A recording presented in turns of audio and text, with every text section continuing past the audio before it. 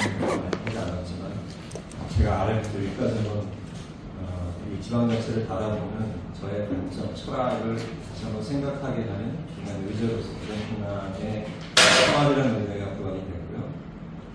그래서 제가 현재 지방자치의 흐름과 맞물려서 우리나라에서는 얘기하지 않은 지방자치학회가 주목하지 않는 그런 관점에서 바라봤을 때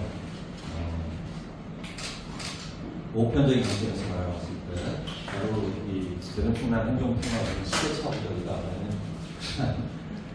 그런 확신을 가지고 칼럼을 여기저기 썼습니다.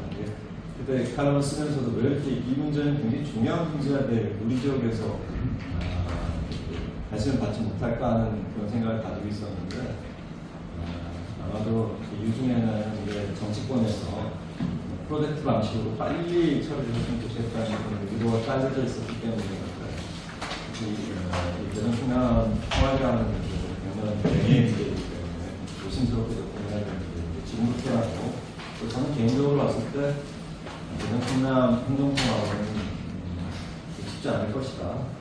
어려울 것이다 이렇게 바라보면서도 이런 통합론자들이 가지고 있는 한계를 우리가 좀 잘 알고 있어야 된다는 생각을 가져봅니다. 저한테 주어진 시간이 20분 정도니까 그냥 앉아가지고 간단하게 생각을 좀 말씀드려볼까 하거든요. 여러분 그 촉장애 행정 수요라고 하는 부분은 일단 대한민국만의 문제가 아닌 것 같습니다. 바로 이제 전 세계적으로 이미 뭐 예를 들어 특히 사회적 재난이나 자연재난이 경계 소위 지방자치 단체의 관할구의 경계를 넘나들면서 이제는 이 문제를 어떻게 해결하느냐 또는 뭐 우리 대통령이 직면하고 있는 충청권이 직면하고 있는 광역 교통망이라든가 산업의 연계 문제라든가 이런 수요들은 한마디로 뭐냐면 기존에 있었던 소위 지방정부, 지방자치 단체의 경계를 넘나드는 문제이기 때문에 이런 문제를 어떻게 해결하느냐는 그 이야기를 하면서 바로 초광역이라고 하는 또 초광역 경제권, 또 초광역 행정 수요라는 이런 표현이 나오게 되고요. 그럼 이제 이 초광역 행정 수요를 어떻게 대응해 나가느냐는 해법이 필요하잖아요. 가장 무식한 해법이 바로 경계를 지워버리는 거.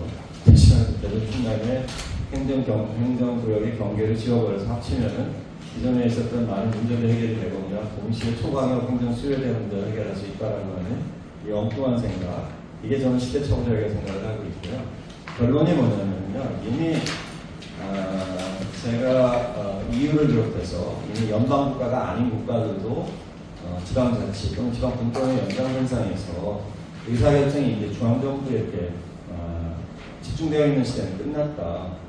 비록 헌법이나 일반 법에는 지방자치법에는 마치 중앙정부가 많은 걸 결정할 수 있는 그러한 권한 구조로 되어 있는 것 같다고 하지만 실제로는 이미 충남에서 의사결정하는 걸 어떻게 행정하는 가 항상 알게 있어요.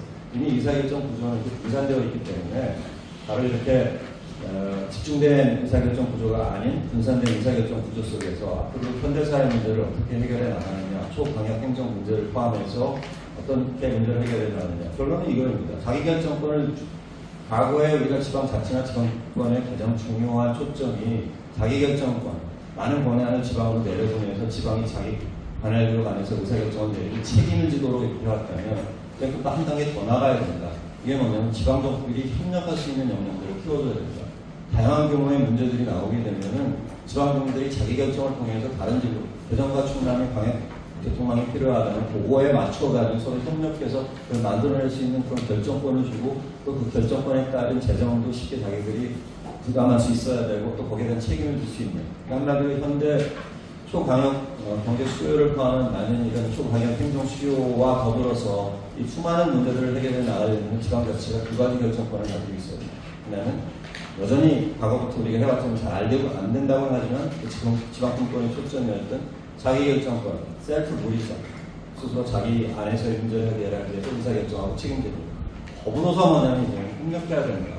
그리고 대통령이 많이 하잖아요. 지방정부가 협력이 필요하다라고 해서 이걸 쉐어드 룰이라고 공동 통치권이라고 얘기했으면 공동 결정권이라는 말이 더 그러면 대한민국이 지금 이 충청권에 던져진 많은 뭐 경제 문제 이런 건 얘기하지만 어떻게 해결을 해야 되겠습니까? 간단한 거죠. 지금 중앙정부가 자기 자기결정권을 보장해 주는 것과 동시에 지방정부가 서로 협력할 수 있도록 뭐냐면은 간섭을 덜하고 그 다음에 지방정부가 협력해서 들어간 좋은 성과를 만들어내면 거기에 대해서 더 많은 인센티브를 주고 또 지금까지 이렇게 중앙정부가 지방정부를 경쟁을 통해서 길들여 왔다면 바로 이제 협력 쪽에 초점을 둬서 협력을 할 수 있는 그러한 어떤 제도적인 장치 이런 것들을 마련해 줘서 이제는 자기결정권과 공동결정권을 같이 사용하면서 시간은 걸리겠지만 이제 다양한 규모의 문제를 유연하고 분석하게 해결해 나갈 수 있도록 이렇게 만들어주는 게 중앙정부의 사명이자 지방정부들이 문제를 해결해 나가는 방법이다 이렇게 말씀드릴 수 있을 것 같습니다. 이게 이론이라고 생각하지 마시고 이게 보편적인 관점입니다. 그래서 제가 앞에 부분은 이제 중앙 행정통합이 가지고 있는 문제들을 좀 지적을 해봤습니다. 첫 번째는 뭐냐면 순서를 바꿔가지고 5페이지에 나와 있는 거 보면은 이게 왜 이렇게 졸속으로 막 그냥 추진을 하고 있는 거예요. 보면은 아시다시피 오늘 논의가 뒤에 부분도 그런 건데 이게 백년대계의 문제이고 충남 도민과 대전 시민의 삶의 질의 이제 문제를 우리가 통합을 통해서 얼마나 더 낫게 만드냐 이런 문제인데 도민도 없고 시민도 없다라는 문제 또 도민과 시민의 의견을 마치 어떤 여론조사에 문화일보 같은 경우는 어떤 여론조사에서 나온 60%의 찬성을 가지고 모든 것이 다 이렇게 찬성하는 것 같아요. 저는 사실은 얘기가 좀 길지만은 그 1차적 선호라고 그러죠. 아무 정보도 없이 내가 이게 좋으냐 나쁘냐 하는 이런 거를 결정하는 것만큼 후진적인 어떤 의사결정 방식이 없다. 그래서 여러분 잘 알다시피 충분한 정보와 학습과 토론을 통해서 나온 결론이 훨씬 더 중요한데 이런 과정이 이런 대전 충남 통합 과정에서는 별로 없었고 그 연관 선생이 또 하나 생각을 해보면은 언론 동원을 굉장히 많이 했다. 대전에 있는 대전만 해도 여러 신문사들이 있지만 신문사들이 통합하면 모든 문제가 다 해결할 것 같은 그런 논의들을 펼쳐내주고 있는데 제 생각에는 많은 대전에 있는 신문사들이 대전 시장회의에서 지금 눈치를 보거나 아마 뭔가 네트워크 입은 게 아닌가라는 의심도 해봅니다. 이런 과정 속에서 이제 도민도 없고 시민도 없는 이러한 통합 과정이 진행된 그 이유 중에는 제가 개인적으로 두 가지라는 생각을 해봤는데 하나는 정치적 요인이 있다. 다시 말하면 통합하고 나서 이 통합을 만든 사람이 누구냐? 바로 나다라고 둘 중에 하나겠죠. 도지사나 시장 둘 중에 하나인 사람이 내가 만든 통합이니까 내가 시장돼가지고 이걸 완성을 해야 된다는 이런 정치적 논리가 아마 발견할 가능성이 있다. 두 번째는 제 생각에는 충남이 약간 보수성이 강하기 때문에 대전과 충남을 합쳐버리면은 약간의 정치 정세상 예를 들어서 지금 야당이 유리한 어떤 이런 정책 대상도 깔려 있을 것이라는 생각이 들고요. 연정선상에서 하나 반대할 수 없는 부분이 바로 지난 정부에서 행정안전부가 추진한 정책, 윤석열 정부가 추진한 정책이 방역통합, 기초통합입니다. 다 통합해버리고. 그런데 그 이유도 알고 있습니다. 지방자치학자들 중에 일부학자들 통합 논자들이 있는데 이명박 정부 때 통합하자고 나왔다가 다시 지난 정부에 등장을 해가지고 했는데 행안부가 불경 통합한다고 추진하다가 실패를 요합니다. 그래서 행안부로서는 뭔가 자기 성과가 있었어야 되는데 그러지 못하니까 가장 대표적인 동네가 어디냐면 그냥 충남이라 가지고 이게 행안부와 정치권의 의견이 부합이 돼서 대전 충남에서 행정통합이 조속으로 이렇게 추진된 것이 아닌가 이런 여러 가지 정황을 제가 해석을 해봅니다. 이렇게 되었을 때 뭐가 또 하나 여러분 제 생각으로 메가시티 저는 정말 우리나라의 선진국에 도달한 대한민국의 학술 수준이 이거밖에 안 되는 거예요. 대탄해요. 메가시티는요, 이미 학술적으로 1000만 이상의 도시, 전 세계에 20개도 안 되는 이런 도시들을 갖다가 메가시티라고 그러는데 대전 충남을 통합하면 메가시티가 된다는 게 이게 말이나 되는 얘기입니다. 다시 말하면 메가시티는 서울처럼 집중된 인구 1000만 이상이 있어서 도시 문제, 아주 측정된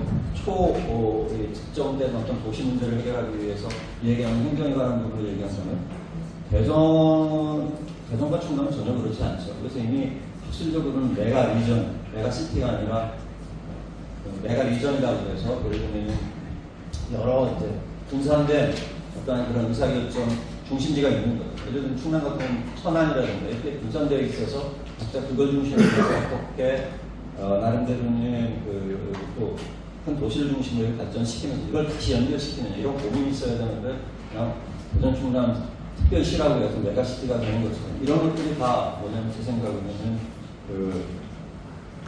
앞에 정치적 수사다. 다시 말하면 요약식의 정치적 수사다 이렇게 얘기하는 건데 안에 들어가면 디테일이 굉장히 복잡한 문제들이 많은데 불구하고 이런 수사를 통해서 레토릭이라고 이런 부분을 통해서 좀 오도하고 있는 부분 이거 간과할 수 없다고 생각합니다. 왜 메가시티여야 됩니까?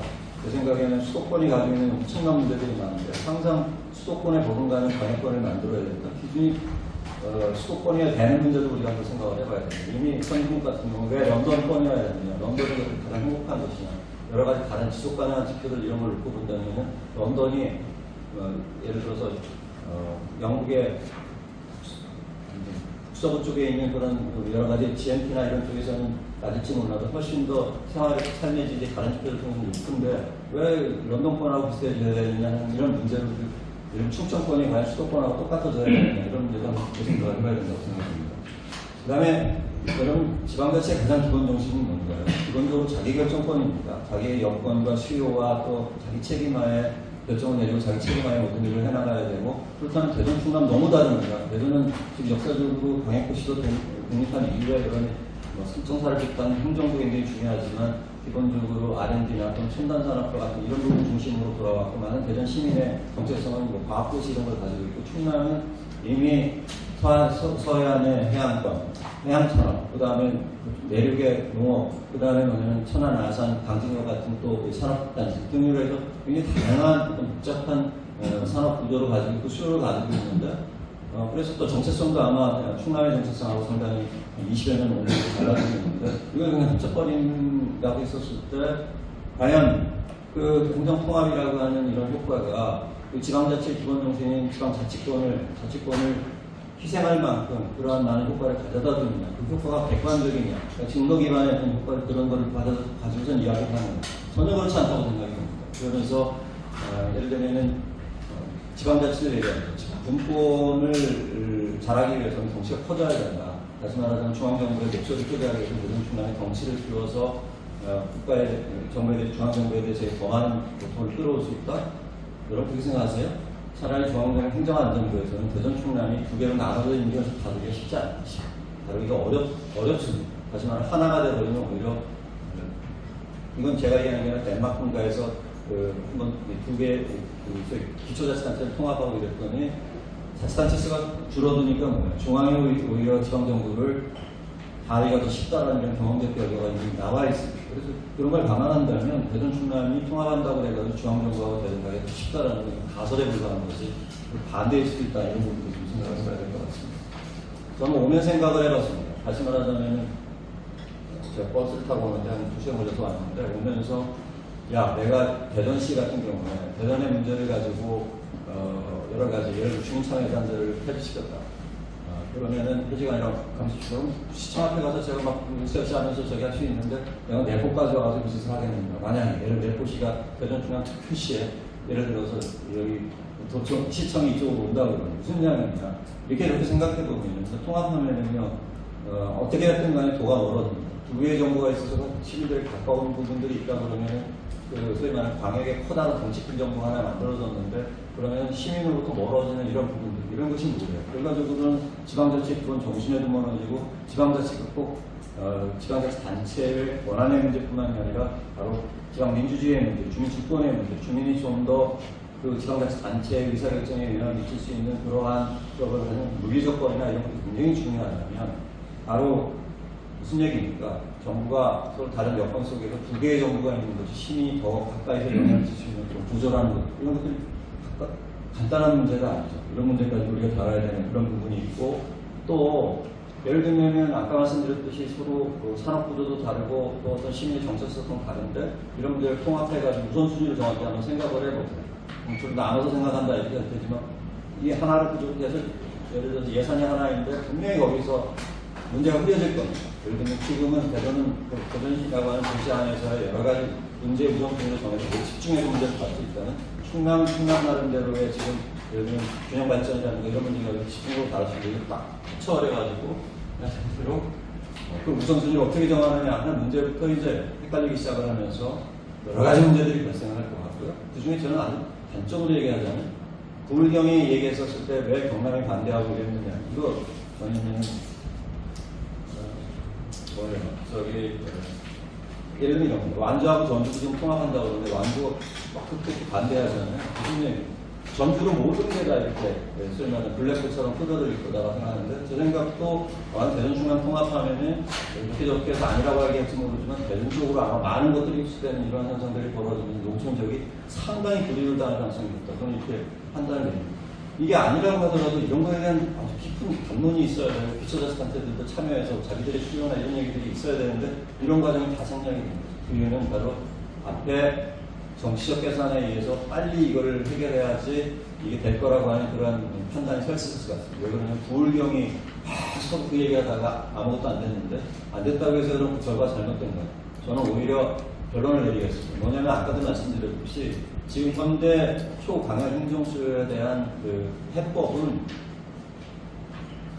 자기결정권과 공동결정권, 기존의 경계를 되도록이면 존중해주고 그 경계 안에서 해결할 수 있는 문제는 해결을 하되 뭐예요.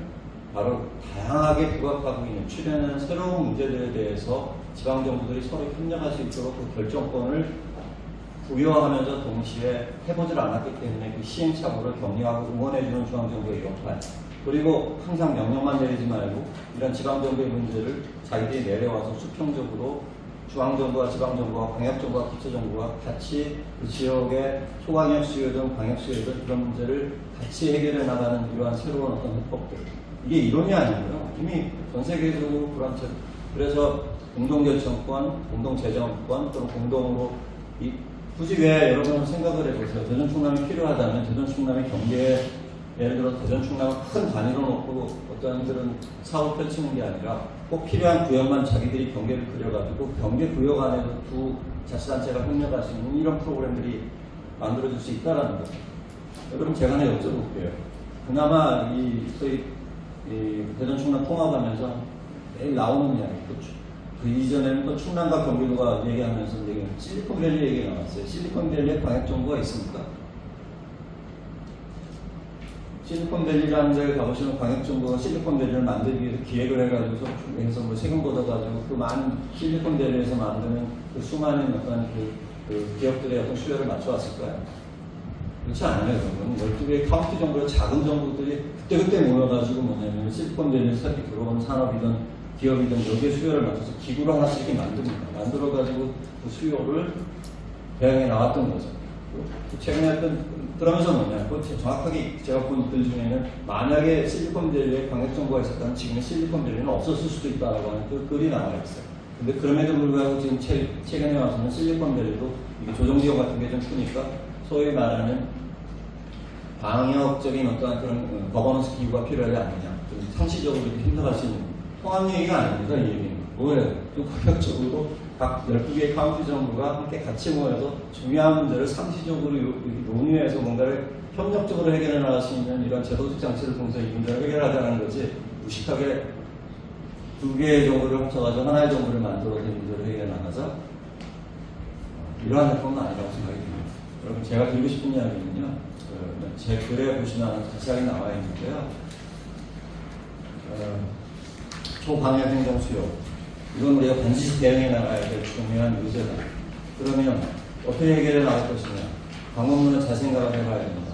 그럼 전 세계 선진국이라고 하는 나라는 어떤 문제의식을 가지고 이 문제를 해결해 나가느냐. 이제 소위 말하는 하나의 구역 중심의 경쟁을 통한, 경쟁도 중요하다.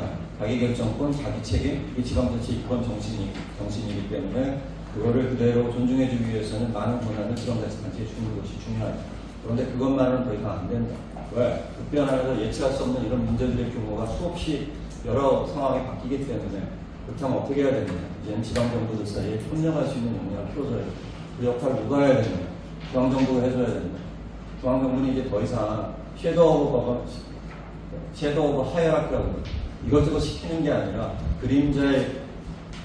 그림자처럼 위의 어떤 구조들을 중앙정부의 권위를 부리는 거죠. 그게 뭐냐면, 야, 여러분, 대전 충남에 광역교통망이 필요하세요? 그럼 둘이 협력하세요. 잘해서 뭔가 모금을 드리면은 우리가 거기 교부금 훨씬 더 보내겠습니다. 그러면서, 그 다음에 아, 그래요? 그분이 그 일을 안 해봐가지고 우선은 굉장히 전문성이 부족해요. 우리가 국토교통부의 전문가를 같이 내려보낼 테니까 방위교통만 만들 때 중앙정부의 이 소위 전문가들하고 같이 머리를 맞대고 실사 같이 논의했어요. 그 결과는 다 여러분한테 돌려드리고 있어요. 이게 제가 지금 얘기하는 게 이게 이론이 아니고요. 예를 들면 네덜란드 같은 나라에서 그 소위 네덜란드가 그 해수보다 낮은 지역들 있잖아요. 이 해수에 이렇게 잠기게 되니까 중앙정부가 어떻게 했느냐. 거기에 있는 기초와 광역과 다 모여라. 그래서 딱 묶어줘요. 그 계약 맺자. 중앙정부가 계약 맺어가지고 일단 광역의 계획을 세워라. 만약에 다른 역에서 세워라. 그런데 만약에 세우지 못하면 우리 중앙정부가 시키는 대로 일을 해야 된다. 그런 계약을 맺고 같이 머리를 맞대고서 노력해가지고 문제를 해결을 해요. 그러면 그게 바로 뭐냐면 바로 예를 들어 지금 좀 전에 말씀드렸듯이 중앙정부가 위계의 그림자를 지방정부에게 내려보내서 만약에 협조하지 않으면 불이익이 돌아가니까 협력하도록 만들어주는 그런 거죠.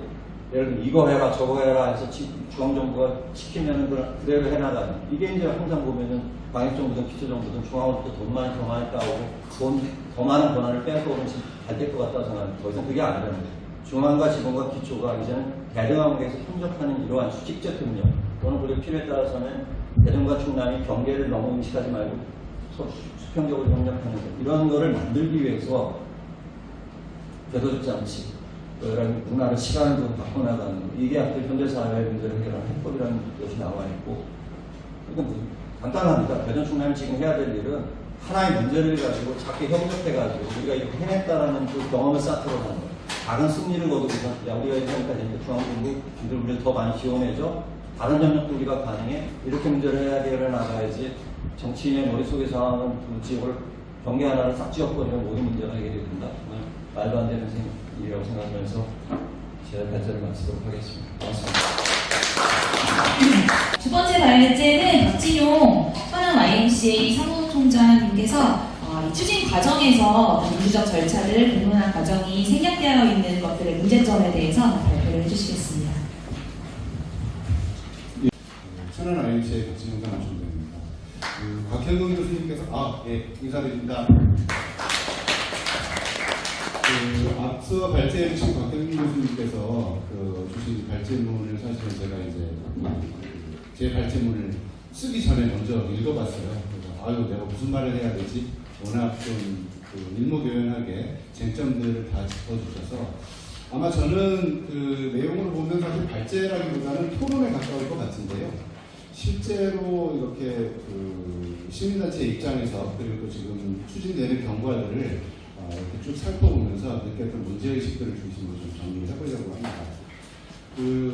제가 생각을 해봤어요. 토론회 발제를 부탁받고 나서 과연 내가 행정통합이 되게 되면 대전과 충남이 행정통합이 되게 되면 나한테 개인적으로 어떤 게 좋아질까 아무리 생각해봐도 잘 안 잡히더라고요. 근데 어떤 게 그러면 나빠지게 될까 아니면 어떤 게 달라지게 될까 이걸 생각해 보니까 딱 하나 떠오르는 게 있었습니다.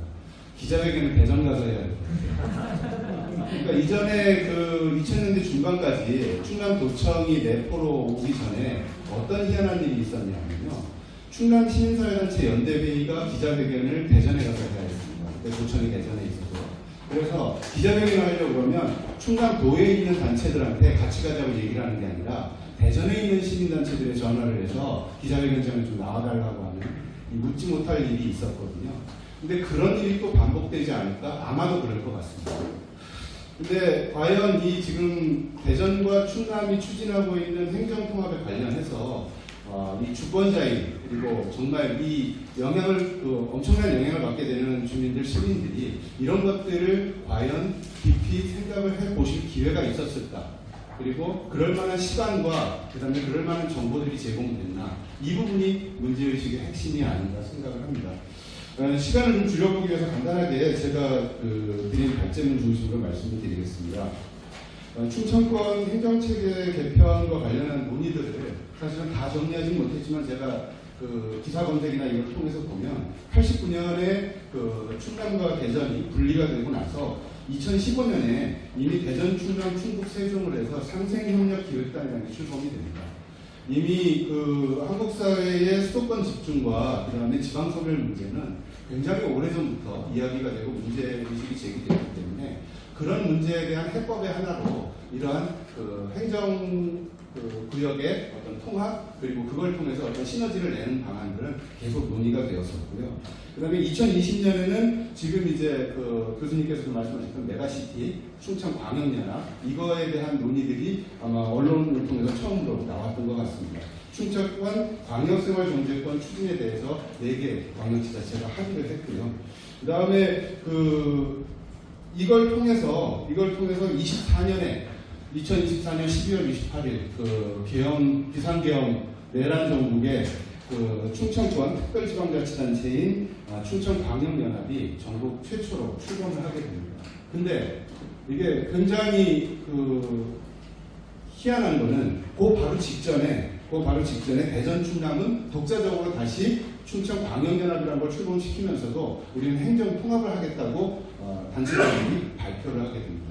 사실 그때 비상계엄 내란 정국을 겪으면서 정신없었지만 그때도 이 소식을 들으면서 이건 뭐지 싶은 생각이 들었었고요. 이런 논의들이 사실은 지금 보면 전국적으로 많이 진행이 되고 있는 것 같습니다. 행정구역 분리를 추진하는 것도 있고 광역 단위의 행정구역을 통합하려는 논의들이 이루어지고 있는 데도 있고 특별지자체인 충청광역연합은 전국 최초로 출범을 했고요. 근데 여기에 가만히 보시면 대다수가 국민의힘 단체장들이 있는 지자체를 중심으로 이 논의들이 이루어지고 있고 또 속도를 내고 있습니다. 대전과 충남이 행정통합을 하면서 사실은 정보들이나 이런 걸 투명하게 공개하거나 이 내용들을 이렇게 알리는 노력을 거의 하지 않았지만 각 지자체의 공식 블로그나 홈페이지 통해서 나와 있는 것들을 보면요. 비전은 그겁니다. 대한민국 경제과학 수도 대전 충남 특별시를 만들겠다. 그래서 대전에 있는 이 연구 인프라와 충남의 산업 입지 그리고 제조업 기관 등을 결합해서 한국 사회에서 제일 가는 경제과학 수도 특별시를 만들겠다. 이런 비전을 내세우고 있고요. 근데 가만히 보면 이런 것들을 해가면서 대전이 그런 어떤 비전을 가지고 해가는 거, 충남은 아마도 충남에서 강조되고 있는 건 충남이 지금 제일 우려하고 있는 지방소멸에 대한 어떤 대응의 하나의 유효한 수단이 되지 않을까 이런 생각을 하고 있는 것 같은데요. 그것도 사실은 구체적으로 이렇게 제시가 되거나 논의된 것이 아무것도 없습니다. 과연 대전 충남이 통합이 되면 지금 지방소멸 문제로 제일 충남에서 이 골머리를 썩고 있는 청양이나 이런 것들이 과연 어떻게 이 문제를 극복하는 데 유효한 수단을 확보하게 되고 어떤 방안을 갖게 될까 이런 거 나와 있는 거 없는데요. 근데 이게 통합이 되게 되면 국세교부 특례금 연 8조 원 정도의 세수가 늘어날 수 있다. 늘어난다도 아니고 늘어날 수 있다는 겁니다. 이건 돼야 되는 문제인데 이걸 통해서 다양한 영역의 이 재원을 사용을 함으로써 시민들의 삶의 질을 높이고 그 다음에 어떤 효과들을 발생시키겠다 이런 얘기들을 하고 있고요. 그래서 지금 행정통합은 그리고 또 하나 말이 안 되는 얘기는 간단하게 그렇게 얘기합니다. 행정통합은 기초지자체는 변하는 거 없다. 광역단위 단체장만 뽑으면 되고 그렇게 간단하게 되는 문제가 그렇게 복잡할 게 없는 문제다. 이렇게 얘기합니다. 근데 이거는 사실은 실제로 보면 거의 사기에 가까운 여론 포도죠. 이거를 실제로 이 말대로 대전 충남의 지자체가 20개입니다. 인구가 350만입니다. 개인들이 만나서 아까 MBC하고 인터뷰를 하다가 갑자기 드린 얘기였는데 개인 둘이 만나서 결혼을 하더라도 따질 거 따져보고 연애 기간도 거치고 그래가면서 결혼할지 말지를 판단합니다.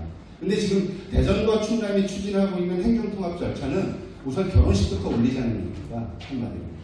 과연 이게 상식적이고 그 효과를 보장할 수 있고 이걸 가지고 주민들을 설득한다는 게 말이 되는 일인지 좀 봐야 될 것 같고요. 그 다음에 또 하나는 지금 이재명 정부가 추진하고 있는 5급 3특 그러니까 국정운영 5개년 계획에 지역주도 행정체계 개편을 추진하겠다 하면서 5급 3특을 얘기하고 있는데 사실은 그 내용은 이게 좀 억지로 따져보자면 제가 보기에는 충청광역연합에 더 맞는 것 같습니다.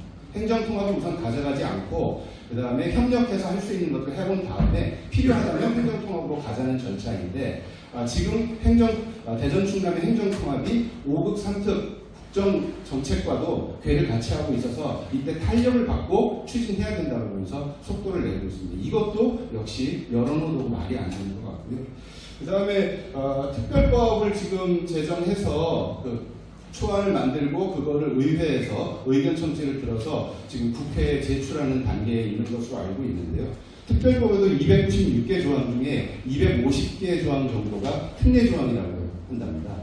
그러니까 제가 잘은 모르지만 특례 조항은 어떤 과도기적인 단계에 이런 것들을 명확하게 규정할 수 없는 것들을 규정해 놓은 것들인데 이런 것들을 확정하고 해가려면 중앙정부나 그 다음에 또 국회와의 어떤 긴밀한 협력과 그 다음에 합의들이 굉장히 중요할 텐데 지금 언론을 통해서 나오고 있는 기사들을 보면 대전도 그렇고 충남도 그렇고 국회의원들과는 일절의 소통이 없었습니다. 아무것도 협조를 구하지 않고 정말 중요한 그리고 꼭 우리의 대전과 충남의 명운이 달린 이 문제를 하는 것처럼 얘기하지만 정말 중요한 이 정치권과의 협의나 물론 그 정당의 다름이나 정치적인 구조의 다름으로 여러 가지 어려움이 있을 수 있다 이런 감안하더라도 이걸 안 하면서 실질적으로 이걸 하겠다고 하는 것은 진정성이 의심받을 수밖에 없는 과연 이게 진정 그 주민들의 삶을 위해서 하는 정책이냐 아니면 지방선거용 캠페인이냐 이런 것들에 대한 의심을 받게 하기에 충분하다고 생각을 합니다. 구체적으로 대전 충남에 이걸 추진해가는 그 기본 중심 축이 민관협의체입니다. 민관협의체는 작년 11월 21일에 자치단체장들이 전격적으로 통합을 발표하고 나서 12월 24일에 출범을 했는데요. 그동안 7월에 특별법 초안이 의회에서 의결되기까지 여러 차례 논의들을 거쳤습니다. 근데 그 구성을 살펴봤습니다. 양시자체에서 15명씩 총 30명으로 구성이 되어 있고 학계가 약 10명 정도, 그 다음에 현역 정치인들이 10명 정도, 그리고 또 그 경제사회단체가 8명에 그 다음에 당연직인 기획조정실장 2명이 들어가서 이렇게 구성이 되어 있는데 현역 정치인 10명 모두 국민의힘입니다. 더불어민주당 1명도 없고요. 그 다음에 경제사회단체라고 하지만 그분들 쭉 명단을 보니까 직능단체나 그 다음에 산하기관장들이 대부분이고 시민단체는 1명도 없습니다. 우선 이 민관협의체의 구성에서부터 보더라도 이거는 실질적으로 주민 의견을 묻고 여론을 수렴하고 공론화를 거쳐가는 걸 자기 제일 미션으로 가지고 있는 단위가 아니라 속도전을 내서 빨리 이걸 추진하기 위해 만든 기구이다라는 것밖에 생각이 안 들고요. 민간협의체 활동 경과를 보더라도 민간협의체의 미션의 역할은 주민의견 수렴과 공감대 형성, 통합 법률안 마련이라고 명시가 되어 있습니다. 그런데 이 주민의견 수렴과 공감대 형성을 위한 3페이지 자료 같이 봐주시면 됩니다. 지금 페이지가 이건 좀 다르죠? 18페이지. 예. 보면 이 주민 의견 수렴을 감당했을 만한 분과는 소통분과위원회입니다. 근데 단 한 차례 회의를 거쳤습니다. 단 한 차례 회의를 했고 그 다음에 주민 의견 수렴이라고 하는 지역 의견 수렴이라고 했는데 이거를 모두 주민 설명회로 일방적인 주민 설명회로 그것도 특별법 초안조차 어떤 내용을 근거로 어떤 내용들이 달라지고 하는지에 대한 특별법 초안조차 공개하지 않은 상태에서 일방적으로 이 민관협의체 위원들과 지역의 알만한 분들을 이렇게 모시고 이런 홍보 설명회를 진행했고요. 한 달 동안 모든 지자체 20개 지자체를 다 했습니다. 그나마 한 달이 걸린 건 대전이 5개 자치구에 한 달이 걸렸을 뿐이지 충남은 16일 동안 15개 시군의 설명회를 다 마쳤습니다. 거의 군사작전 수준입니다. 그리고요,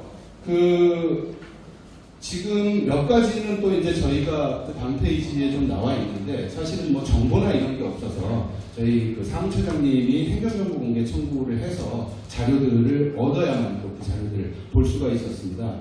근데 15번의 16일 동안 개최됐던 충남, 그 다음에 5번의 대전에서 개최된 이 주민설명회 모두 낮 시간대에 개최됐습니다. 그러니까 모든 낮 시간대에 개최해서 주민들 누가 오란 얘기인지, 그리고 또 그 공무원들이 이런 그 회의나 그 주민 설명회에 참석하면 상시 학습을 인정해준다.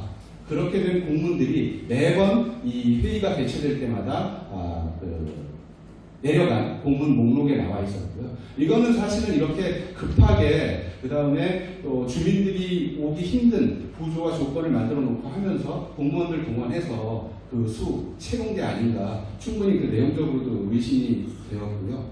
그 다음에 이 관련한, 사실은 이런 정책을 추진하려면 그 연구나 분석 작업들이 사전에 되는 게 상식입니다. 근데 과연 이것과 관련한 그 연구나 조사 연구, 뭐 분석 이런 것들이 뭐가 있었을까 보니까 충남연구원에서 충남대전 행정통합 추진방안 연구라는 제목의 연구가 진행됐습니다.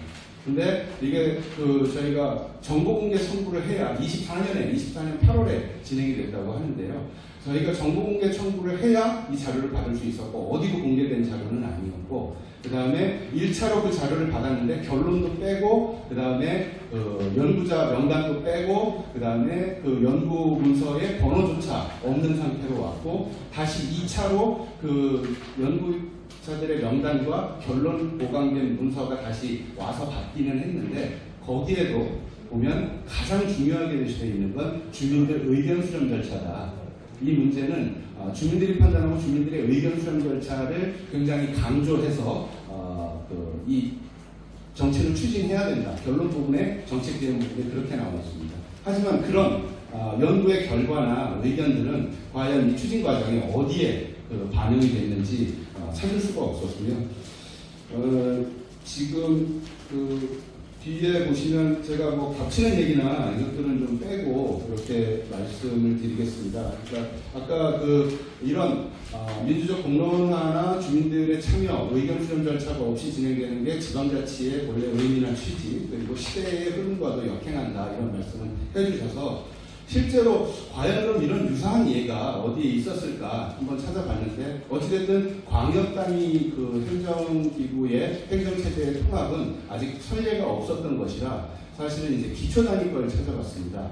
기초단위 걸 찾아봤는데 유사한 게 마산과 창원, 진해 통합이었습니다. 마창진, 그러니까 통합 창원시로 통합이 되던 시기에도 여기에도 행정통합에 대한 논의나 지역의 요구들은 이전부터 간헐적으로 있어 왔지만 그게 추진되진 않았고요. 2008년에 이명박 정부의 행정체제 행정통합에 대한 정책과 의지들이 발표되고, 그러면서 2009년에 갑자기 탄력을 받았고, 거기에는 마산에 계시는 지인분께 이렇게 전화를 해서 물어보니 당시 사람들 얘기는 그 당시 마산시장이 3선 연임 제한에 걸려 있었는데 거기에 대한 정치적인 노림수도 있었고, 그 당시 마산, 창원, 진해의 의회의 모든 의석이 그 당시 한나라당이 다수였고, 그래서 똑같이 1년 남짓한 시간에 이게 발표되고, 그 다음에 주민들의 의견 수렴 절차 제대로 거쳐지지 않고, 결국 주민들은 주민투표를 요구했지만 의회의 의견 청취로 발언해서 2010년 6월에 결국은 통합창원시의 시장과 시의원들을 뽑았습니다. 근데 그 이후에 15년 동안 지금까지 아직도 마산, 창원, 진해는 갈등을 겪고 있다고 합니다. 그 당시 행정통합 추진위원회가 합의했던 사항들, 시청은 창원에 두고 마산에 뭘 두고 이런 것들 하나도 안 지켜지고, 지켜지긴 했군요.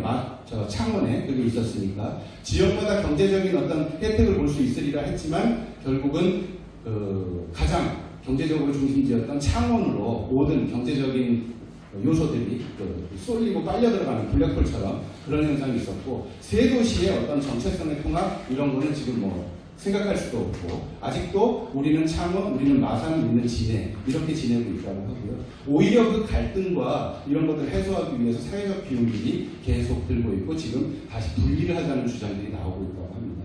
이게 단적으로 탑다운 방식으로 이런 행정체계를 개편하고 추진해가는 것에 어떤 문제점을 지적하고 있는 사례가 아닌가 싶고요. 마지막으로 아까 인터뷰를 하면서 그런 얘기 했었습니다. 결혼 얘기 말씀을 드렸는데, 그렇게 결혼부터 하자고, 결혼식부터 올리자고 해놓고 하는 게 과연 어떤 그 위험성이 있을지. 그러니까 장밋빛 어떤 우리가 이룰 수 있는 그 성과치에 대한 얘기만이 아니라 이게 잘못될 경우에는 어떻게 될 수 있고 어떤 문제가 될 수 있는지도 충분히 논의가 되고, 그걸 주민들이 검토해서 주민들 손으로 자기들의 삶의 문제를 결정하지 않으면 그 이후에는 임기를 가지고 있는 선출직 공무원들은 이걸 책임질 수 없습니다. 결국 그 몫은 모두 주민들에게 돌아가기 때문에 지금 추진되고 있는 이 행정통합의 과정과 절차는 정말 이게 거의 저는 뭐 이게 심하게 말하는 건지 모르겠습니다만 거의 대국민 사기극처럼 나오고 있다, 이런 생각이 들고 이건 반드시 바라져야 된다고 생각을 합니다. 예, 마치겠습니다. 예, 지금까지 두 분의 발제를 들었습니다. 지금부터는 토론 시간인데요. 먼저 인사드리겠습니다. 저는 소산 풀뿌리 시민연대 대표를 맡고 있는 김정현이라고 합니다. 제가 이 토론에 좌장이라는 이런 용어가 익숙하지가 않아가지고 그래서 대전 충남 특별시라고 해서 뭐 대충 특별시 이렇게 얘기하더라고요. 대충 특별시 얘기하니까 저희 소산 사람들이 대충 특별시가 대충 하나만 이렇게 말씀을 하세요. 진짜 대충 하고 있다, 이런 말씀을 좀 먼저 드리겠습니다. 지금 박현근 교수님하고 박진영 사무총장님 발제 잘 들었습니다. 들으신 것처럼 박현근 교수님께서는 그 대전 충남 행정통합의 문제점으로 그 정치적 계산에 의한 구체기만 행정 실험이다. 그리고 도민도 시민도 없는 절차적 민주주의마저 담보되지 않은 졸속적으로 추진되고 있다. 그리고 행정통합으로 인한 메가시티는 홀쭉이고 통합 과정에서의 어떤 제도적 갈등이라든가 이행비용 문제, 지역의 다양성과 정체성 훼손, 주민주권의 문제, 다양한 문제가 야기될 것이다, 이런 말씀을 하시면서 그 대안으로 초광역 수요의 올바른 해결은 덩치를 키우는 물리적 행정통합이 아니라 지방정부 간의 협력적 네트워크 역량의 강화, 공동결정권의 원리에 기초한 초광역 거버넌스의 구축. 지금 이제 대전, 충남, 세종, 충북이 특별지방자치단체로 춘천광역연합 같은 걸 이제 하고 있는데, 그런 춘천광역연합 같은 것이 내시화라든가 중앙정부의 지방정부에 대한 협력적 지원, 통제 완화, 실질적 재정분권, 이런 걸 통해서 문제를 해결해야 된다는 말씀을 해주셨습니다.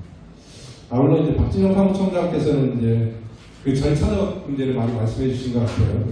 특히 이 대전 충남 행정통합이 시민의 삶에 중대한 영향을 미치는데 특정 정치적 필요에 의해서 지금 하고 있는 것이 아닌가라는 말씀을 하시면서 그 주권자 시민의 알 권리라든가 의사결정이 보장되지 못하고 있다.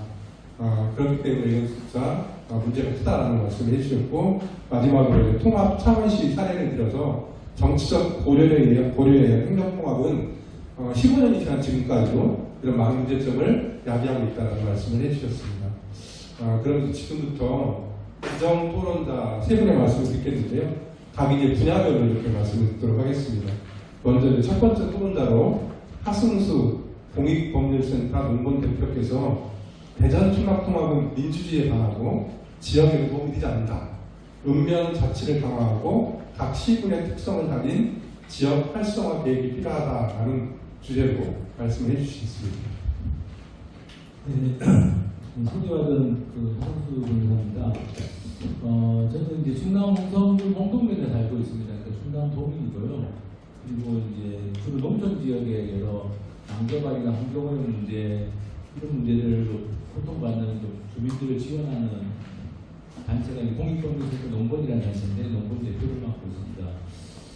일단 대전 충남 통합 추진이라는 게 사실 뭐 충분한 의견 수렴 없이 졸속으로 추진되고 있다는 것은 이미 다 발제자들께서 다 언급을 하셨습니다.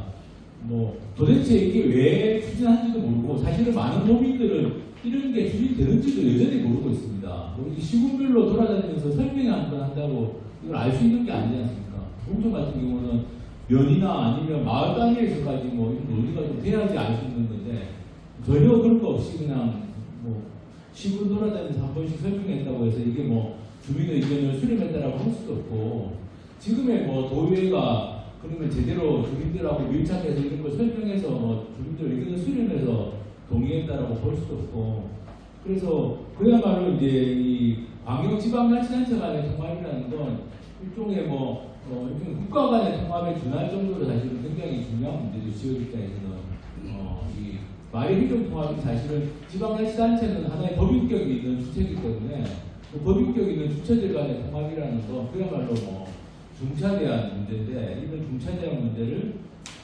정말 이렇게 대충 밀어붙이고 있는 게 아닌가 생각합니다.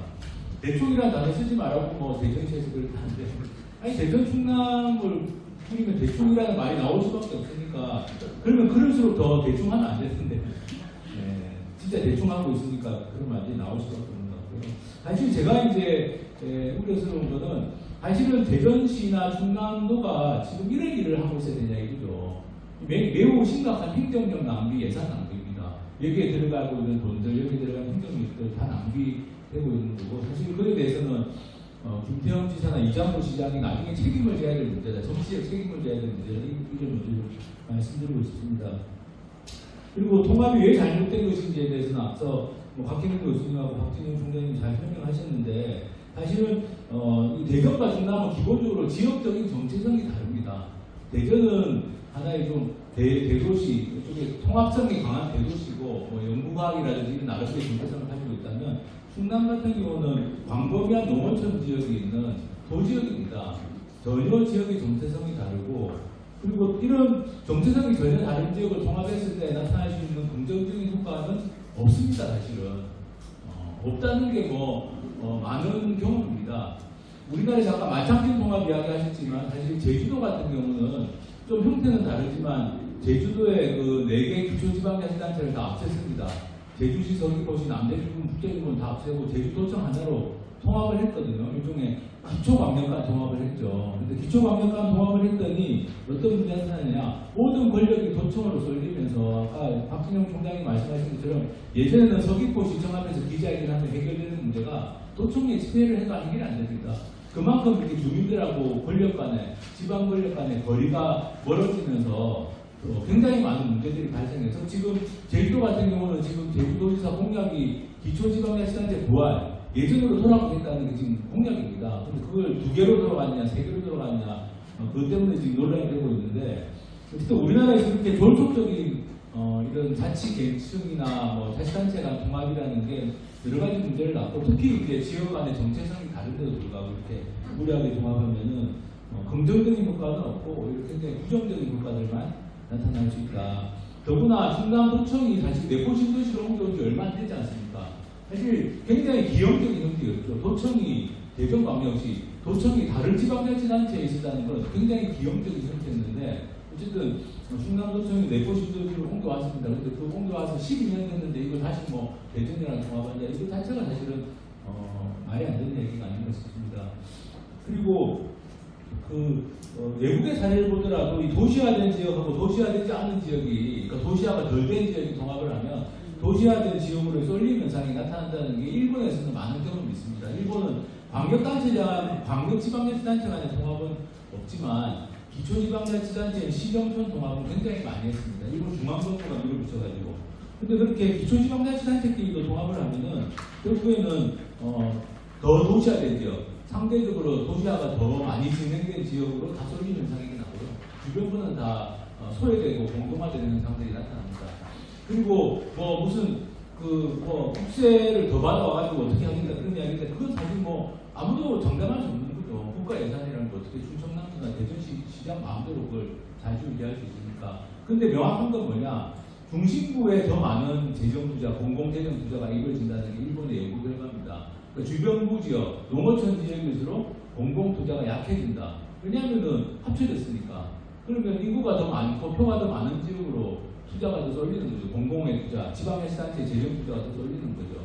그러면 당연히 주변부 지역은 더 어려워질 수밖에 없습니다. 그래서 이게 오히려 이렇기 때문에 충남도지사가 이걸 나서서 한다는 것 자체가 사실은 말이 안 되는 거죠. 충남에 전혀 도움이 될 일이 아닙니다. 대전에도 도움이 안 되겠지만 저도 충남에는 도움이 될 일이 아닙니다.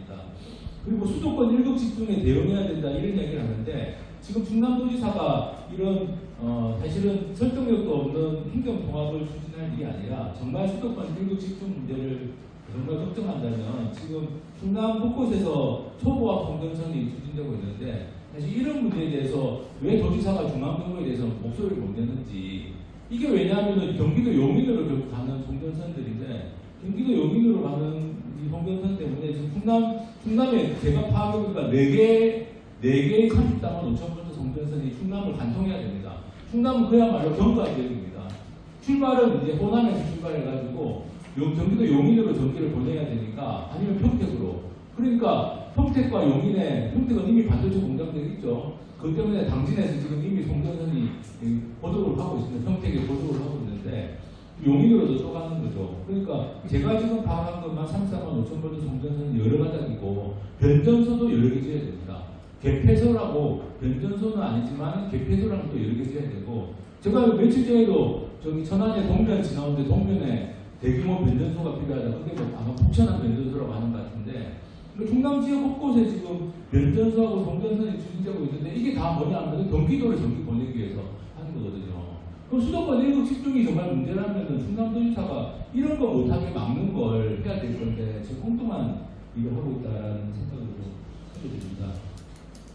그래서 5페이지 아래쪽, 22페이지 아래쪽에 봐주시면, 사실은 이번을 계기로 저는 그런데도 충남 같은 경우는 충남에 맞는 자치 모델을 좀 고민해 볼 필요가 있다고 생각합니다.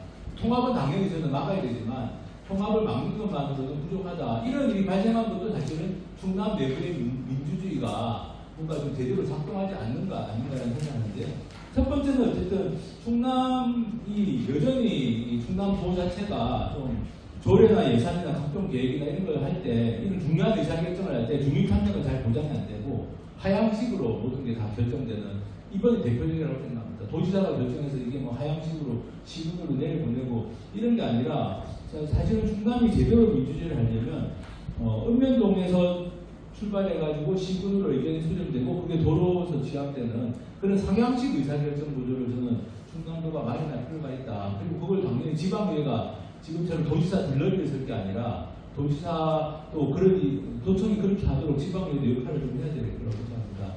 그래서 충남 내부의 민주주의가 지금과 같은 관료 중심, 하향식 접근이 아니라 정말 제대로 민주주의가 제대로 되려면 상향식 의사결정 구조가 좀 필요하다는 말씀을 드리고 싶고요. 그렇게 해서 두 번째, 이제 기초지방자치와 풀뿌리 주민자치를 강화해야 되고, 특히 이제 풀뿌리 주민자치라고 할 수 있는 읍면동 주민자치 강화, 그리고 지금 이재명 정부가 주민선택 읍면동장제라는 걸 시범 실시한다라고 발표를 했습니다. 국정과제로. 그러니까 일부 지역에서 해왔던 읍면동장 주민추천제를 아마 국정과제로 한 것 같은데, 사실 그러면 충청남도 같은 경우는 이런 것부터 먼저 우리는 어떻게 이재명 정부의 국정과제를 좀 받아서 어떻게 할 건지 이런 부분들을 좀 해봐야 되지 않을까 싶습니다. 그리고 세 번째로는 도지사가 지금 이런 일을 할 게 아니라, 지금 지역 주민들, 어쨌든 충남 지역의 주민들의 삶을 개선하기 위해서는 여러 가지 정책 영역에서 사실 해야 될 일들이 굉장히 많습니다. 의료, 돌봄, 교통 쭉 제가 적어놨습니다만, 어쨌든 이런 정책들이 아까 말씀드린 것처럼 도청에서 그냥 탁상에서 공무원들이 그냥 계획 짜고,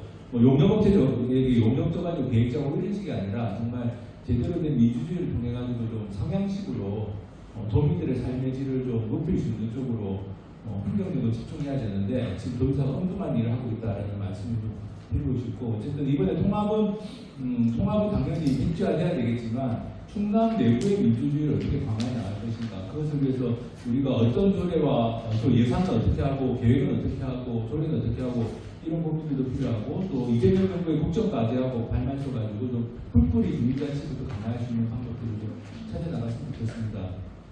그리고 마지막으로 대전 충남 통합의 전망에 대해서 저는 굉장히 안 될 거라고 저는 봅니다. 왜냐하면 국회에서 특별법이 제정돼야 되는데, 말씀드린 것처럼 국회에서 이렇게 특별법을 제정해서 대전과 충남을 통합해야 되는 건, 이건 국가적으로도 굉장히 중요한 의사결정인데, 이 의사결정을 뒷받침하는 정당한 근거가 없습니다.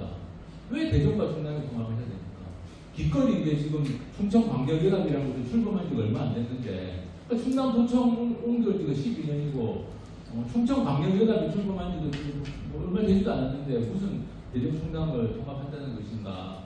사실 이건 국가적으로도 이렇게 아마 졸속적인 결정은 안 될 거라고 저는 생각하고, 이재명 정부가 좀 저는 빨리 불가 방청 명확하게 하는 게 대전 충남 지역에서 혼란을 좀 줄일 수 있는 방법이 아닙니까? 그래서 좀 이런 토론의 결과물로 한편으로는 충남도에 대해서도 중단을 요구해야 되겠지만, 국회나 이렇게 좀 중앙정부, 행정안전부에 대해서도 이런 걸 했으면 좋겠고요. 그리고 이제 이 지방자치법의 지금 문제점이 이게 지방자치단체장이 지방의회의 의견 수렴을 통해 가지고 이렇게 의견 통합을 물론 법률 개정이 필요합니다만 추진할 수 있는 것처럼 되어 있는 건 좀 개정이 필요하다. 최소한 지역에서 주민투표 내지 주민투표에 전하는 어떤 의견 수렴 없이 그렇게 이렇게 졸속적으로 추진하는 것은 좀 못하게 대충통합 방지법 이런 걸 좀 만들어야 되지 않을까 생각이 듭니다. 감사합니다. 예, 그 학생수가 곳에는 그 대전과 충남 지역적 성격도 다르고 다르기 때문에 행정통합에 시너지 효과가 없다라는 말씀을 하시면서 이제 현재 충남도지사라고 충남에서 해야 될 가장 중요한 것 중에 하나가 수도권 1급 집중체제 문제를 해소하는 문제들을 좀 했으면 좋겠고 충남의 같은 자치 모델을 만들었으면 좋겠다라는 말씀하시면서 이거 대충 특별시법은 법률 제정부하고 중앙정부 협조 노력도 있어야 되기 때문에 어렵다. 그래서 우리 심사에서도 중단을 요구하는 것들을 하고 그 도지사와 시장들은 사과를 해야 된다 이런 말씀들을 해주셨습니다. 다음은 그 최선경 홍성군 의원께서 이 그 행정통합으로 인해서 밀려나는 농어촌 주민의 삶 이런 행정 서비스 문제를 중심으로 해서 말씀을 해주시도록 하겠습니다. 네, 안녕하세요. 반갑습니다. 저는 홍성군 의회 의원 최선을 다하는 최선입니다. 도대체 왜 지금 이 시점에 정말 답을 찾을 수가 없어요. 그렇죠? 네, 쓸데없는 짓을 하고 있습니다. 저는 그 홍성에서 간담회가 열릴 때 참여를 했었는데 그 장소는 간담회라고 표현하기가 어려웠습니다. 일종의 홍보대 장소였죠. 네. 그리고 불과 한 100여 명 정도의 인원이 모였고, 그리고 거의 70%가 뭐 공무원이었고, 나머지는 각 단체장들, 뭐 이장협의회장, 노인회장, 뭐 이런 분들 앉아가지고 이야기를 듣는 장소였습니다. 물론 그 자리에서 또 나온 이야기는 과연 대전과 충남을 통합하게 되는 경우에 따른 예산은 얼마일까라는데 뭐 1,000억 정도는 된다라고 아주 자랑스럽게 말씀을 하셨습니다. 그리고 청사를 하나 정도 짓고 그 다음에 약간의 조직만 있으면 된다는 식으로 굉장히 여론을 호도한 그런 의견으로 말씀을 하셨습니다. 자, 그렇게 된다면 지금 우리 홍성 같은 경우는 인구가 이제 겨우 10만을 왔다 갔다 하고 있고요. 저희가 11개 읍면입니다. 저희 홍성군은 현재 이 지방소멸 지역에 포함되진 않았어요. 충남에서. 왜? 내포신도시라는 특수한 지역이 있기 때문에. 근데 내포신도시를 제외하고 나머지 읍면은 지금 계속 소멸로 나아가고 있습니다. 특히 2,000명이 안 되는 면 단위가 나오기 시작했거든요. 그러니까 결성과 은하 이런 곳은 벌써 2,000명이 무너졌습니다. 자, 그렇게 된다면 이런 논리로 따진다면 그냥 작게 홍성군만 보더라도 효율성을 따져본다면 결성, 은하 비슷한 지역에 있거든요. 그냥 묶어. 그리고 나서 면장도 한 사람만 내려보내면 되고 청사 하나만 있으니까 효율성을 담보해서 다 같이 한번 통합을 해보자. 가능할 것 같습니까? 예를 들어 지금 현재 결성과 은하는 지금 초등학교 통폐합이 지금 이루어지고 있는 상황입니다. 주민들이 격렬하게 반대를 하고 있습니다. 마찬가지로 더 넓게 본다면 충남에 있는 15개 시군 중에서 이렇게 저희와 같은 지방 소멸의 위기에 닥친 이러한 분단위의 작은 지자체들은 불을 보듯이 흡수 통합이 될 가능성이 높습니다. 저희 홍성군만 예를 들어보겠습니다. 11명의 저희 기초의원들이 있습니다. 그리고 11개의 읍면이 있습니다. 그런데 선거구별로 따져본다면 어떤 지역구 의원은 5개의 면 단위를 모두 커버를 해야 되거든요. 확실히 행정의 서비스가 낮아질 수밖에 없습니다. 주민들의 민원을 제대로 들을 수가 없습니다. 가령 홍성구 저는 지역구를 갖고 있는데 인구가 35,000명의 인구로 따지니까 기초의원이 3명이 배당이 됩니다. 그런데 그 5개 면은 다 합치면 만 명 정도 되겠죠. 그 10,000명의 두 사람이 커버를 하고 있는데 마을회관만 따져도 저희 홍성구는 50개면 마을회관 다 돌면서 의견을 청취할 수가 있는데 거기는 150개 이상이 넘습니다. 당연히 주민 한 사람이 받아야 할, 마땅히 누려야 할 행정 서비스는 소외될 수밖에 없습니다. 그래서 효율성을 따져서 밀어붙인다면 우리 주민들의 삶은 피폐해질 수밖에 없다는 게 저희 주장이고요. 또 한 가지는 저희 홍성화 예산의 특수성을 한번 따져보겠습니다. 홍성화 예산이 통합을 하기 위해서 근 20년간 서로 구애를 합니다. 아까 결혼을 이야기했는데 홍성에서는 끊임없이 우리 결혼하자고 구애를 하고 있고 예산은 싫다. 흡수 통합된다. 우리는 원하지 않아. 우리 나름대로 잘 살고 있는데 너희는 산업단지도 별로 없고 뭐 특산물도 별로 없고 인구수 가지고 밀어붙여? 안 돼. 우리 안 할 거야. 그게 벌써 20년이 넘습니다. 이 작은 지자체 우리 홍성과 예산 합치면 한 20만이 안 될 것 같습니다. 그래서 홍성 예산 즉 내부 신도시를 끼고 자 통합을 하면 좋겠죠. 한번 통합을 하게 된다면 여러 면에서 행정의 효율성을 따져볼 수 있지만 각각이 갖고 있는 그 정체성과 고유성을 어떻게 담보할 수 있는가에 대해서 끊임없이 20년 넘는 시간 동안 고민하고 서로 이런 간담회도 많이 하고 여론조사도 많이 하고 이 과정을 겪고 있는데 200만이나 150만이 한번 뭉쳐보자 하면서 불과 한 달 만에 주민 설명회 쫙 하고 그 다음에 충남도의회 의결 거쳤어 대전시의회 의결 거쳤어 통과 이렇게 해서 이제 국회로 공은 넘어갔습니다. 그래서 여기서 더 이상 넘어가지 않도록 우리가 할 수 있는 일은 지금까지 여러분들께서 통합의 문제점에 대해서 자세히 말씀을 해주셨고 그렇다면 이것이 더 이상 진전이 되지 않도록 우리가 대응할 수 있는 방안을 이제는 찾아야 한다. 그게 이제 국회의원들의 몫인데요.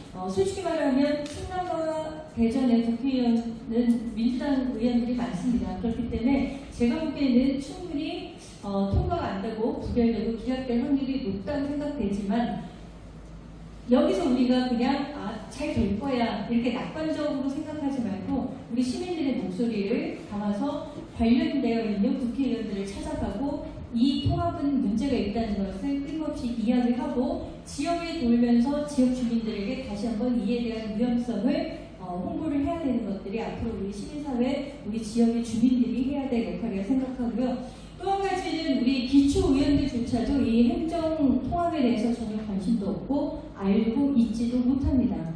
그래서 이런 문제들에 대해서는 오늘 이 자리를 만들어주신 것은 굉장히 고맙다고 생각합니다. 여러 가지 이야기 계속 비슷한 이야기가 반복되는 것 같아서 저는 이렇게까지만 말씀을 드리고요. 결국은 재정 분권과 실질적인 지방 자치를 위해서는 단순한 통합의 문제는 벗어나야 된다고 생각되고요. 그리고 각 지역마다 갖고 있는 고유성과 특성을 잘 살린 행정 서비스가 바로 지방 소멸을 막는 지름길이라 생각하면서 다시 한번 이 부분에 있어서의 문제점은 여기 나왔으니 앞으로는 대안과 우리가 행동할 수 있는 실천 방안을 모색하는 기회가 좀 더 많아졌으면 하는 바람입니다. 네, 이상입니다.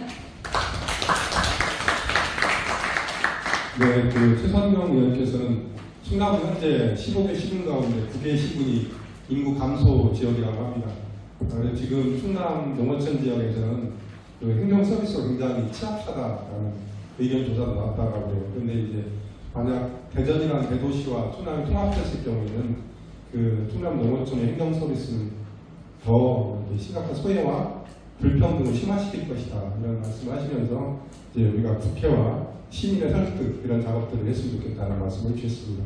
우리가 마지막 지정 토론자로 오수민 전국교직원노동정 충남지부장께서 대전 충남 행정통합특별법에 담긴 독소조항이 이 헌법에 보장된 교육의 저주성과 전문성, 정치적 독립성을 침해하고 있다는 주제로 말씀을 좀 해주시겠습니다.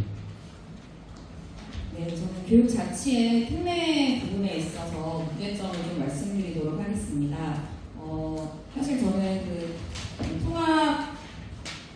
행정통합특별법 안을 보면서 교육에 대한 문제가 굉장히 심각하다라고 좀 생각을 했는데요.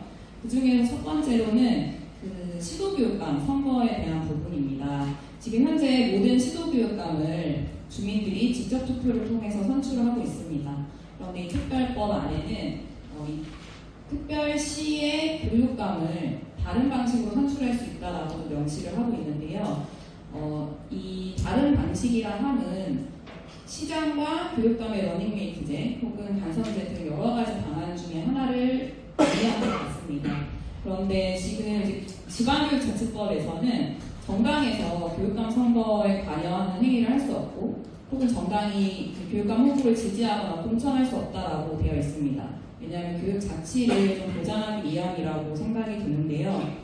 그런데 특별시장과 러닝메이트 제도를 하게 된다면 교육이, 그러니까 교육감이 정치 논리에 따라 영향을 받게 되고 교육 정책 또한 정치에 영향을 받을 수밖에 없습니다. 그리고 지방교육자치법에는 교육의 자주성과 전문성 그리고 정치적 중립성을 좀 보장받도록 되어 있는데 이러한 것들 또한 침해받을 수밖에 없습니다. 그리고 좀 두 번째로는 그 여러 특례 조항 중에서 영재학교와 국제학교, 특수목적고등학교 혹은 외국어 학교를 자치단체장이 설립할 수 있다라고 하는 내용이 들어 있습니다. 지금 사실 이렇게 학생들이 줄어가고 있는 상황에서 학교 하나를 세운다는 게 굉장히 국가적 문제이고 국가에서 이제 설립 허가를 내려야지 학교를 개설할 수가 있게 되는데요. 근데 거기에다가 어떤 이 영재학교, 국제학교, 특목고처럼 교육적인 문제에 있어서 굉장히 사회적 문제가 되고 있는 학교들을 설립을 하겠다라고 하는 겁니다.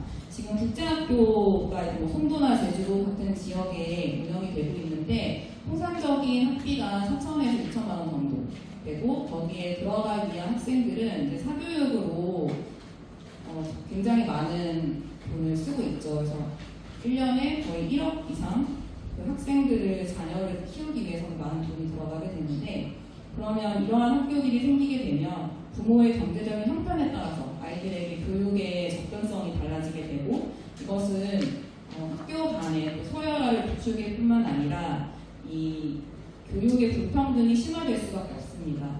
저는 초등학교에서 아이를 가르치고 있는 초등교사인데요. 이 교육의 역할이 무엇인가라고 생각을 해봤을 때 교육은 보편적인 기회를 학생들에게 주기 위한 평등을 보장하기 위한 굉장히 중요한 가치가 있고 그리고 교육에 대한 국가의 역할, 공공성을 강화해 나가야 되는 부분에 있어서 공교육을 더 보장을 해야 되는 것이 사실 앞으로의 교육에 있어서 국가의 역할이라고 생각합니다. 그런데 이러한 특수한 소수에게 특혜를 주게 되는 학교들이 생기게 된다면 우리 오히려 상층에 있는 상위권에 있는 학생들을 위한 교육을 국가가 더 특혜를 주게 되는 거라고 생각하고 요즘 이제 사세고시라고 하는 말이 굉장히 사회적인 이슈가 되고 있습니다. 서울 같은 경우에는 영어 유치원을 보내려고 부모들이 새벽부터 줄을 서서 뭐 학원에 보내려고 하거나 그런 것들이 많이 방송 같은 곳에서 나오고 있는데요. 이런 자립형 사립고나 국제고등학교, 외국어 고등학교 등의 특수목적거를 설립을 허가하는 권한을 특별시에게 주게 된다면 충남에서도 이러한 교육에 있어서의 불평등이 심화될 것이라고 생각하고 굉장히 큰 우려와 반대를 정교조에서는 하고 있습니다. 그리고 이 교육 자치를 보장하기 위해서 이 교육감 또한 그 지방자치단체장에 해당되기 때문에 교육과 학예에 있어서의 감사 권한을 주도록 되어 있는데요. 특별법 안에는 특별시장에게 이러한 감사 권한이 가도록 명시가 되어 있습니다. 그렇게 되면 교육에 있어서의 교육의 질이 낮아지고 교육기관의 신뢰 또한 낮아질 수밖에 없기 때문에 그러한 부분도 좀 문제가 됩니다. 그리고 앞에서도 이제 민간협의체의 절차적 문제나 과정에 있어서 이야기를 해주셨는데요. 이 교육 자체의 부분에서 매우 큰 문제가 되는 특례 조항들을 담고 있음에도 불구하고 이 법안을 의견 수렴하는 과정에서 교육에 관련해서 교사나 학생, 학부모의 의견을 수렴하는 과정은 단 하나도 없었습니다. 그래서 이러한 과정에 있어서 이것은 교육 자치를 실현하기 위한 과정이 아니다. 오히려 지방교육 자치를 보장하지 못하는 것이 특별시가 될 수밖에 없다라고 하는 부분에서 좀 문제 제기를 하고요. 이제 국회로 좀 공이 넘어간 상황인데 이 특별 행정통합 같이 현재 현행법과 충돌되는 부분이 있기 때문에 그런 것들에 대한 고려와 검토가 필요하다고 생각합니다. 이상입니다.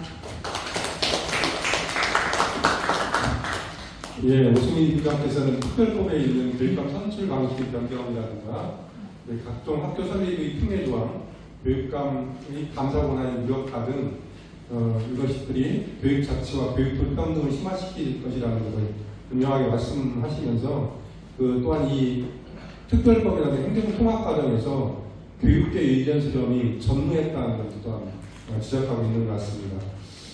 이상으로 이제 우리 두 분의 발제와 세 분의 지정 토론을 마치도록 하겠습니다.